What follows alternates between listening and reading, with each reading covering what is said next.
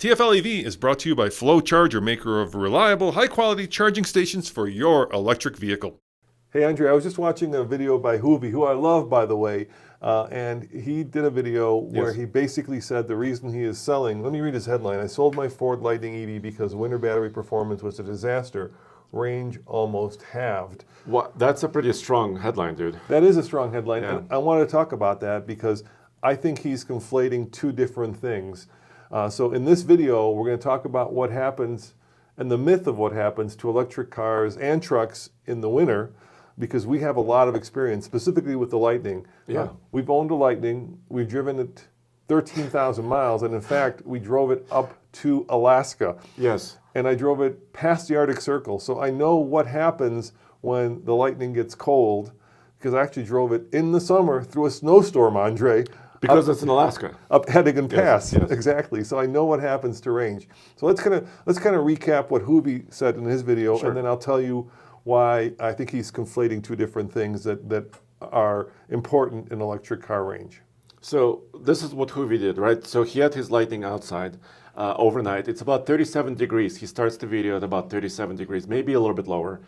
And he had a job to do. He wanted to go about 60 miles, right? Yeah, to the is it the Car Wizard? Car Wizard, yes. So he wanted to go to Car Wizard's shop and back, and he dropped off his daughter at school. Yep. You know, all those things. Kind of normal day for Yeah, him. and the truck said that it had, a certain number of miles, and he gets in the thing, starts driving, and all of a sudden that number starts dropping dramatically versus the number of miles that he's driven. So that's the first issue right there. Yeah. So the first myth. The first myth is... Do you trust the estimate in your vehicle, electric vehicle? No, because like your phone, Yes. right, you do not trust the mile estimate, you trust the battery percentage. Mileage estimates in electric vehicles are at best a good guess based on your previous driving style. So just because, let's say the truck says you've got 150 miles and you drive 2 miles and you've lost 14 miles, that doesn't mean anything.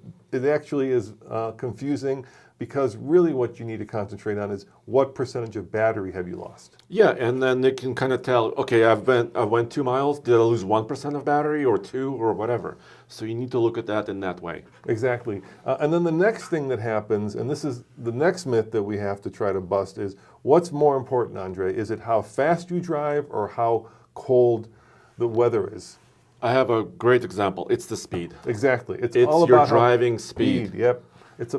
It's about how fast you drive. And this is where it gets a little into the weeds, so stick with us, okay? Mm-hmm. First and foremost, all electric cars do not lose the same amount of battery or range when it gets cold. So why don't you show them this graph that we looked up to kind of give you an example of what we mean by that. Yeah, so Recurrent Auto is basically a website and also kind of an app you can use if you own an electric vehicle. We've actually tried it before. Yes. For example, with my BMW i3 that used to be owned by TFL, but now my wife drives. So you can submit your data to this website, to this app, and then they can aggregate it, right, and look at it. So look at this, e-tron, Audi e-tron in people's usage. So the light line here below is basically at 70 degrees, so normal temperature, ambient outside temperature, versus freezing temperature. Audi e-tron lost about 8% range according to this data. And obviously that varies substantially, because look at what the, let's go to the Bolt. Yeah, Chevy Bolt, which is an electric vehicle, right? Yep. 60 kilowatt hour battery, lost 32% of its range based on this data. So it varies about how your car is designed or truck is designed, right?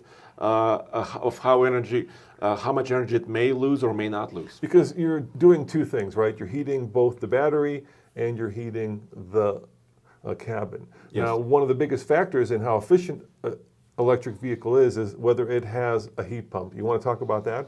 Yeah, it's basically the difference between blowing a hairdryer inside of your cabin versus basically having an air conditioning system that works in reverse. That's what a heat pump is, right? So one is more efficient than the other. And you could watch actually videos by Engineering Explained, who goes into details on how the heat pump works. So, that's a very big factor in how much loss your vehicle will suffer, your electric vehicle will suffer in the winter. The other factor, which Hoovy didn't do actually, is he didn't plug it in overnight. So unlike a gas internal combustion engine, right, an electric vehicle, if you plug it in overnight, not only does it gain range, it also conditions the battery so that when you jump in it, you're not using a lot of battery power to actually heat up the battery, because that's what you're doing, right? The battery is already preconditioned. And now we're getting into the weeds, and I know people aren't used to having to plug things in overnight, but this is where you have to shift the way you think about owning an electric car, because when you own an electric car, basically your house becomes the gas station. Yes, unless that's not your lifestyle. If you live in an apartment, it's a whole different story, right? But I mean, it's fair. I mean, he parked his truck outside. I often park my ICE truck outside as well. So, but you're absolutely right. The home becomes, if you have a home, it becomes your fueling station. So anyway, so then he drove, and it shows in his vehicle the speedometer, and he was doing about 75 miles on the highway, which is normal, right? Sure. But the biggest factor in terms of how much energy a vehicle uses is not the weather, it's how fast you're driving. And in a regular ICE engine, the number is actually pretty interesting. So in an internal combustion engine, any speed over 55, and this varies based on vehicle, will decrease your fuel economy by 1 to 2%. So think about that. If you're going 75%, at 2%, your vehicle becomes 40% less efficient. 40%. It's aerodynamics is huge Exactly. different. It's huge. And we're not going to talk about towing, but it's the same problem with towing. It's all about aero. Yeah, towing a giant camper is worse than towing a small camper, that's behind your truck. So really, it's how fast you drive and not how cold it is. And if you are one of those people who is lead-footed and you like to drive at 75 or 80 miles an hour, you're going to be burning through battery very quickly in an electric car, because potentially, exponentially, you're increasing the amount of air resistance the faster you go and the faster you try to, break into the wind. I just said break wind, but sorry about that. No, that's okay. And here's a great example. During your trip in Alaska, right, we made the truck less efficient by putting all-terrain tires, by adding a camper on top, even the fairing. We try to do everything. You can see the little fairing by Colorado Fairing Company here. We try to smooth out the air over the camper, but still there's areas like this, right, where the camper sticks out outside of the truck, and it just makes it worse and worse and worse. And when you slow down, what happened?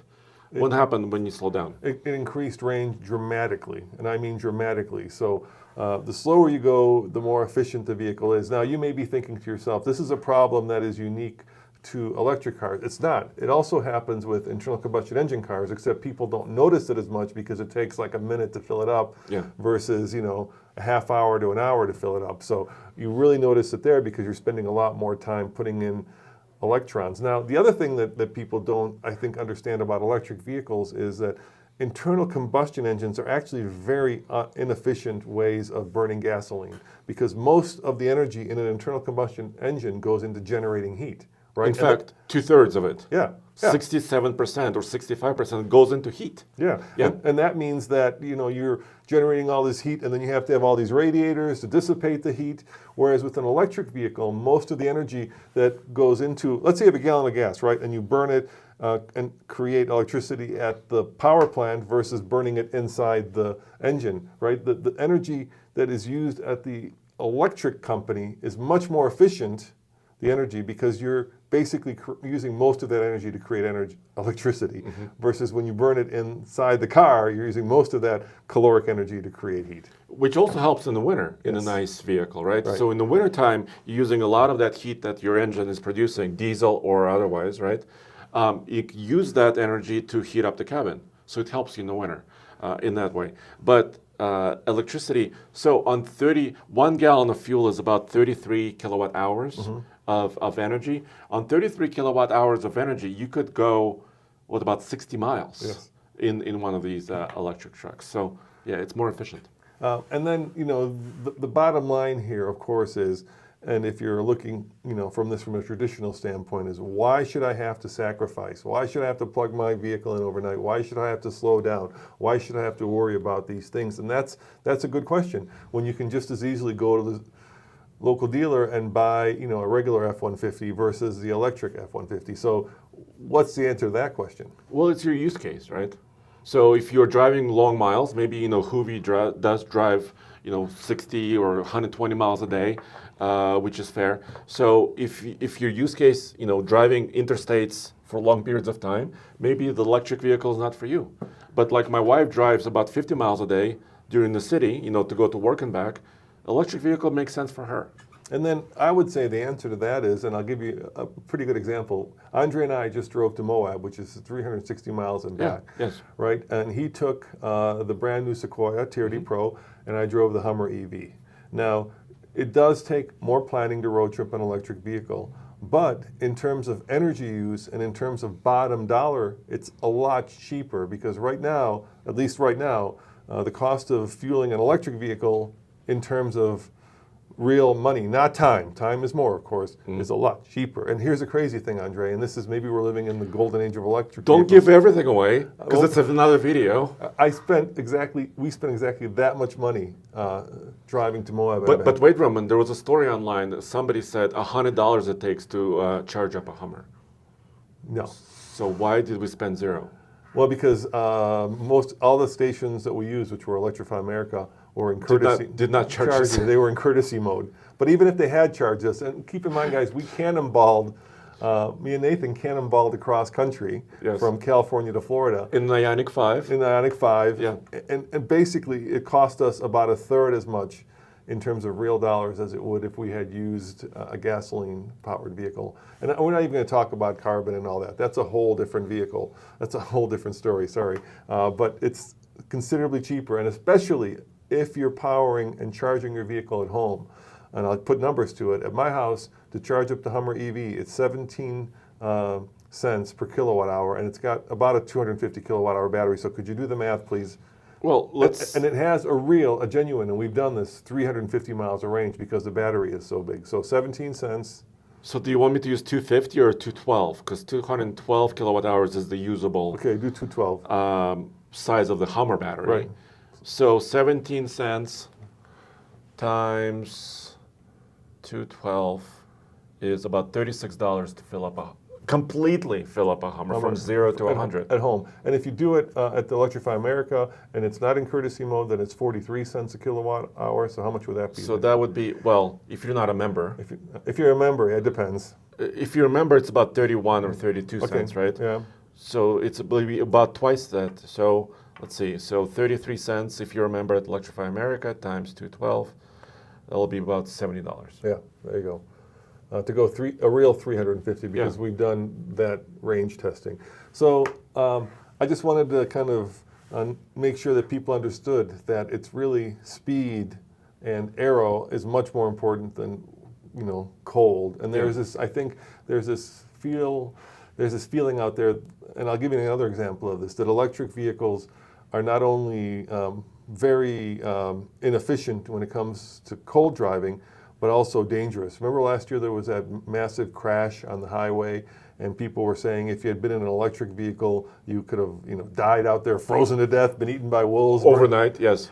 And actually, the exact opposite happens, because if you think about what I just said, if you're not moving an electric vehicle, you're using very little energy. So a battery will last for weeks just keeping the cabin warm versus an internal combustion engine car, which will burn through, and I know how much gas we use in the Ford because we had a chase truck that was F-150. So we were using about a gallon an hour. So you figure you've got a 24 gallon tank? It was 30 in that truck. So if it's full, 30 hours. You got 30 hours. Whereas an electric vehicle, if it was full, it would last for weeks. Just keeping the cabin warm, not driving, just keeping. And this was the Ford idling. Yes. All right, well, let us know in the comments below. I know that we're going to get a lot of comments like, well, why should I have to deal with this stuff? And the answer is you don't. You can still go to your local dealership, and, I love choice, and I love the fact that you can, if you want to try something different, go with electric, and if you don't, then, go get yourself, pick the diesel truck of your dreams, because there's 3 new ones coming, and none of them are going to be Ford, GM, and Ram are all doing new gas, new heavy duties. Yeah, and we'll be testing them next year. And as far as I know, none of them are electric. Or hybrids. Thanks for watching. See you next time. Ciao. Okay, bye.